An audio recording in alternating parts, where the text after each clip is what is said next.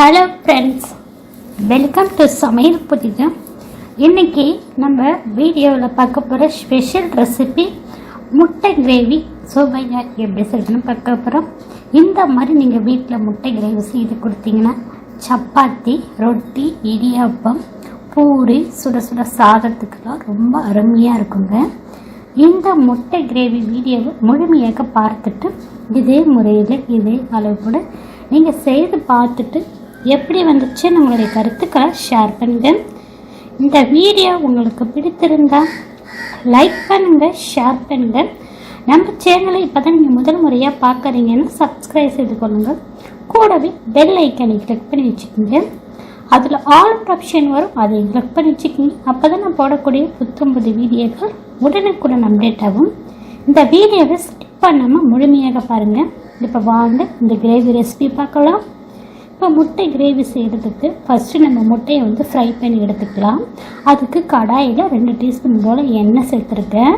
எண்ணெய் சூடானதும் அடுப்பை சிம்மில் வச்சுட்டு 6 முட்டை சேர்க்க போகிறேன். அந்த முட்டைக்கு தேவைக்கேற்ப 1/4 டீஸ்பூன் தனி மிளகாத்தூள், 1 சிட்டிக்கு அளவுக்கு மஞ்சத்தூள், இந்த 6 முட்டைக்கு தேவைக்கேற்ப தூள் உப்பு கொஞ்சமாக சேர்த்துருக்கேன். இது எல்லாத்தையும் அடுப்பை சிம்மில் வச்சுட்டு எண்ணெயோடு மிக்ஸ் பண்ணிவிட்டு முட்டை பார்த்திங்கன்னா அவிச்சு அதை கீரல் போட்டு வச்சுருக்கேன். கத்தியால் இது போல் கீட்டு சேர்த்துக்குங்க. அப்போ தான் நல்லா மசாலா முட்டையோட ஊறி நல்லா ருசியாக இருக்குங்க.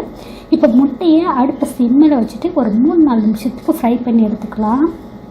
இப்போ முட்டை பார்த்திங்கன்னா ஃப்ரை ஆகிடுச்சு. இந்த மாதிரி வந்ததை இப்போ எண்ணெயை வச்சுட்டு தனியாக ஒரு பிளேட்டுக்கு மாற்றிக்கலாம். இதற்கு எண்ணெயில் வெங்காயம் சேர்த்துக்கலாம். வெங்காயம் பார்த்திங்கன்னா 3 பெரிய வெங்காயம் சேர்த்துருக்கு. காரத்துக்கு 2 பச்சை மிளகாய், சின்ன துண்டு இஞ்சி, 2 துண்டு இஞ்சி சேர்த்துருக்கு. பூண்டு பற்கள் ஒரு 7-8 முழு பூண்டு பற்கள் தோலை நீக்கிட்டு சேர்த்துருக்கேன். இது எல்லாத்தையும் சேர்த்து வதக்கிக்கலாம் ஒரு 2-3 நிமிஷம் போல். வெங்காயம் ஒரு 3 நிமிஷம் போல் வதங்கினதுக்கப்புறம் இதில் தக்காளி பழம் சேர்த்துக்கலாம். தக்காளி பார்த்திங்கன்னா வெங்காயம் 3 சேர்த்துருக்கேன். தக்காளி 2 சேர்த்தா போதுமான அளவில் இருக்கும். ஜாஸ்தி சேர்த்திங்கன்னா புளிப்பு சுவை அதிகமாகிடும்.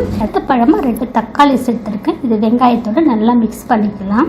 இப்போ இந்த வெங்காயம் தக்காளி வதங்கிறதுக்கு கொஞ்சமாக உப்பு சேர்த்துருக்கேன். உப்பு சேர்த்து வதக்கும் போது சீக்கிரம் நல்லா வதங்கி வந்துடுங்க. வெங்காயம் தக்காளி நல்லா வதக்கி எடுத்துக்கலாம். வெங்காயம் தக்காளிலாம் நல்லா வதங்கினதுக்கப்புறம் ஸ்டவ் ஆஃப் பண்ணிவிட்டு இது சூடு முழுமையாக ஆறி வரட்டுங்க. ஆறினதுக்கப்புறம் மிக்ஸி ஜாரில் சேர்த்து தண்ணி சேர்க்காமல் பேஸ்ட்டாக இதை அரைச்சி எடுத்துக்கலாங்க. இப்போ மற்றொரு கடாயில் 2 டீஸ்பூன் போல் எண்ணெய் சேர்த்துருக்கேன். இதில் பட்டை, கிராம்பு, ஏலக்காய், கல்பாசி, 1/2 டீஸ்பூன் போல் சோம்பு சேர்த்துருக்கேன். இது எல்லாம் பொரிஞ்சுது. இப்போ இதில் நம்ம தனி மிளகாத்தூள் 1/2 டீஸ்பூன் சேர்க்குறேன். 1/2 டீஸ்பூன் மல்லித்தூள், 1/4 டீஸ்பூன் மஞ்சள் பொடி, 1/4 டீஸ்பூன் போல் கரம் மசாலா சேர்த்துருக்கேன். அடுப்பை சிம்மில் வச்சுட்டு இந்த மசாலாவை மிக்ஸ் பண்ணிக்கலாம்.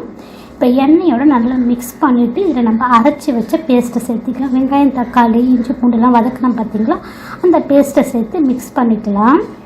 இப்போ மிக்ஸ் பண்ணிவிட்டு இதில் கொஞ்சமாக கருவேப்பிலை சேர்த்துக்கலாம். வாசனைக்கு சேர்த்து மிக்ஸ் பண்ணிவிட்டு இதில் தண்ணி சேர்த்துக்கலாம்.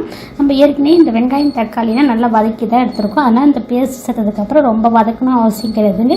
இப்போ மிக்ஸ் பண்ணிவிட்டு இதில் தண்ணி பார்த்திங்கன்னா 1.5 டம்ளர் அளவுக்கு சேர்க்குறேன். 300 ml தண்ணி சேர்த்து நம்ம ஏற்கனவே முட்டைக்கு வெங்காயம் தக்காளிக்கு உப்பு சேர்த்துருக்கேன். இப்போ இந்த தண்ணி சேர்த்துருக்கேன் பார்த்திங்களா, அதுக்கு மட்டும் கொஞ்சமாக உப்பு சேர்க்குறேன். ஒரு 1/4 டீஸ்பூன் போல் தூள் உப்பு சேர்த்து மிக்ஸ் பண்ணிவிட்டு மேலே மூடி போட்டு ஒரு 10 நிமிஷம் போல் எண்ணெய் பிரிஞ்சு வர பக்குவத்துக்கு கொதிக்க விடலாம்.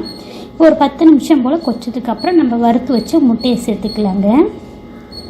இப்போ முட்டையை சேர்த்து மிக்ஸ் பண்ணிவிட்டு மறுபடியும் மேலே மூடி போட்டு அடுப்பை செம்மில் வச்சுட்டு ஒரு 3 நிமிஷம் போல் நல்லா கொதிக்க விடுங்க. நல்லா முட்டை பார்த்திங்கன்னா கிரேவியோடு நல்லா ஊறி நல்லா ருசியாக இருக்குங்க. நம்ம கீரைகள் போட்டு வச்சுருக்கோம் பார்த்திங்கன்னா, அதனால் நல்லா மசாலா ஊறி இருக்குங்க. 3-4 நிமிஷத்துக்கு நல்லா கொதிக்க வச்சுருக்கேன் கிரேவி. இப்போ நம்மளுடைய முட்டை கிரேவி ரெடி ஆகிடுச்சிங்க. லாஸ்ட்டாக கொஞ்சமாக கஸ்தூரி மெத்தி சேர்த்துக்கலாம். இதில் கொஞ்சமாக மல்லித்தழையும் சேர்த்துக்கலாம். இப்போ நம்மளுடைய முட்டை கிரேவி ரெடி ஆகிடுச்சிங்க. ரொம்ப ரொம்ப ருசியாக இருக்குங்க. எத்தனையோ முறையில் நீங்கள் முட்டை கிரேவி செஞ்சுருப்பீங்க. இந்த மாதிரி ஒரு வாட்டி ட்ரை பண்ணி பாருங்கள். இட்லி, தோசை, சப்பாத்தி, ரொட்டி, பூரி, பரோட்டா, சுட சுட சாதத்துக்கெல்லாம் போட்டு சாப்பிட்லாம். ரொம்ப ருசியாக இருக்குங்க.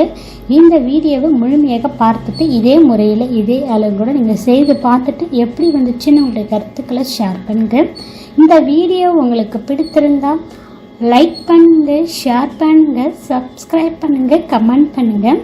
இந்த வீடியோவை ஸ்கிப் பண்ணாமல் முழுமையாக பார்த்ததுக்கு நன்றி. வணக்கம்.